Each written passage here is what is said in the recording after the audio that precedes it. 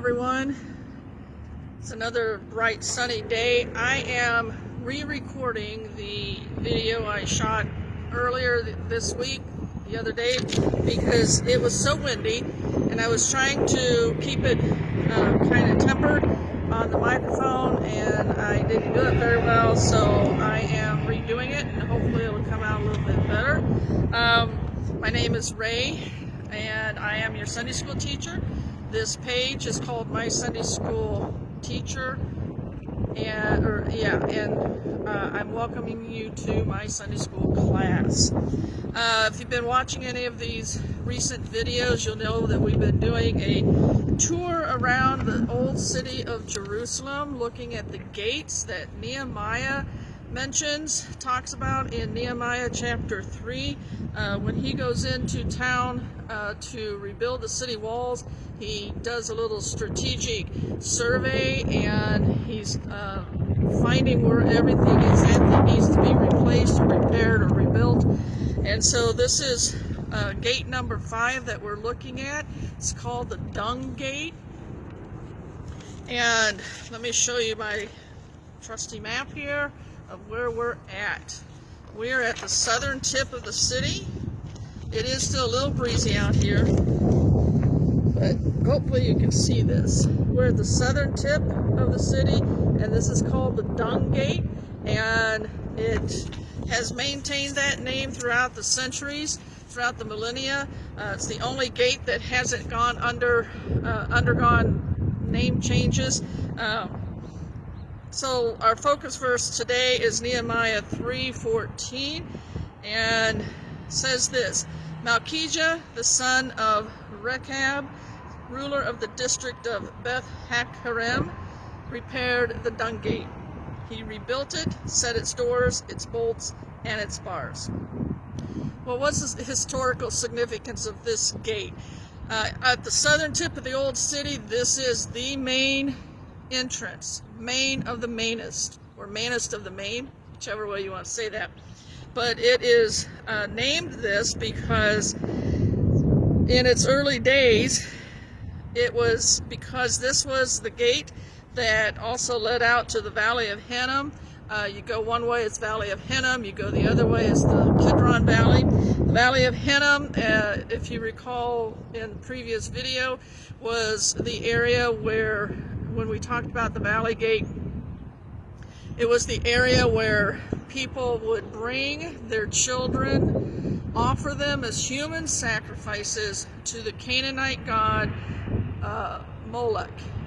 Moloch was an angry god. It seemed like he was never appeased, but the people, when they were still worshiping the Canaanite deities, this would be one of the sacrifices that they would make. It's pretty intense with that. But the Dung Gate now is where everyone in the entire city would bring out their garbage. And they are excavating areas close to the western wall of the temple. They're excavating outside of the Dung Gate, and what they're finding is, remnants of pottery, pot shards is what they were called back in Jeremiah's day. They're finding remnants of bones, of animals, that would be used for food, and just all kinds of interesting things. It takes a special person to be interested in garbage, I tell you that. I wonder if Mike Rowe would have signed up for that job. I don't know. But this gate was also where the priests would bring out the remnants of the burnt offerings that weren't allowed to be burnt on the altar, like the animal's dung, their offal, O-F-F-A-L, which pretty much was all their intestines and organs and all of that kind of stuff. Now, if you can imagine, when the priests were given their assignments, the priests who got this assignment, I probably would imagine they weren't too thrilled about this particular assignment, but it was their temple service, and so they would go ahead and carry through with that. Now, if you saw the Valley Gate, sorry, I backed up. The Dung Gate first pops up in the Old Testament. It's mentioned in Jeremiah as the Potsherd Gate. It has undergone several excavations, deconstructions, demolitions, reconstructions, so it may not exactly be originally located where it is today, but it was still in the same area. A couple of other historical points to make for this gate is that in 1099 AD, this gate was once again demolished. It was demolished by the Crusaders when they broke in, or not broke in, but came in, overtook Jerusalem, destroyed the walls again. And then in 1948 through 1967, this part of Jerusalem was under Jordanian control. But then in 1967, Israeli tanks pushed through this gate as the IDF regained control of the western wall of the Temple Mount. Now, something else that's interesting about the Dung Gate is that the road into this part of the old city actually goes directly up to what is called the western wall of the Temple Mount. Now, the Temple Mount is the holiest site for both Christians and Jews. The Muslims have their main mosque up on top of the Temple Mount. There is no more temple for the Jews. So the Jews and Christians come in and worship and pray at the Western Wall.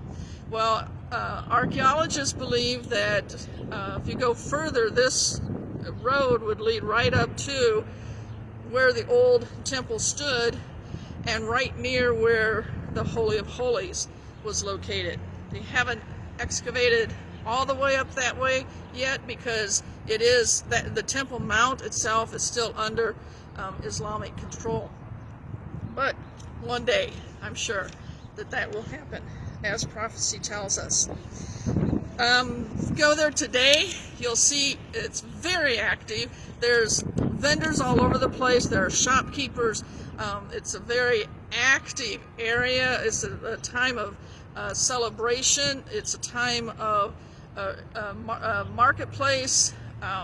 Events take place in that area. Big events, bar mitzvahs, bat mitzvahs for the girls. Weddings take place there. It's just a buzz with activity. And sorry, I'm pausing. Since this gate is the biggest, and I said it's the mainest of the main gates of the old city, there's a large percentage of pilgrims that enter when they come to Jerusalem on their pilgrimage. And in one section near the southern steps, there is a concert venue. Many ministry groups meet there, provide concerts. They provide preaching and teaching opportunities, special events. It's surely a place where you can feel the life of the place. Even though it's called the Dung Gate, it's alive and well in the city of Jerusalem. Spiritual application for this gate. If you go there, take a tour, you'll hear about this, but there's so many spiritual applications that revolve around this gate. But let me leave you with this thought. You know, Jesus took upon himself the dung of our lives and the brokenness of our souls in order for us to be able to get a new wardrobe, which is called righteousness, because of God's great love for us. So when you visit Israel, see if you can sign up for the tour of the gates. It's really fascinating. You won't regret that. I leave you with this verse. 1 John 1:9 says that if we confess our sins, he is faithful and just and will forgive us our sins and cleanse us from all unrighteousness. Think about it, my friends. I want to thank you today for joining my class. Please remember to like and share here on Facebook, or if you're listening on YouTube, hit the like, the subscribe button, and the share button. I would appreciate it. I do live on Facebook and then I go up to YouTube. My Facebook page is My Sunday School Teacher, and that's what my YouTube page channel is as well. So thank you for listening. Thank you for coming. Appreciate it. Hope you learned something new and fresh today, and have a good day, and God bless.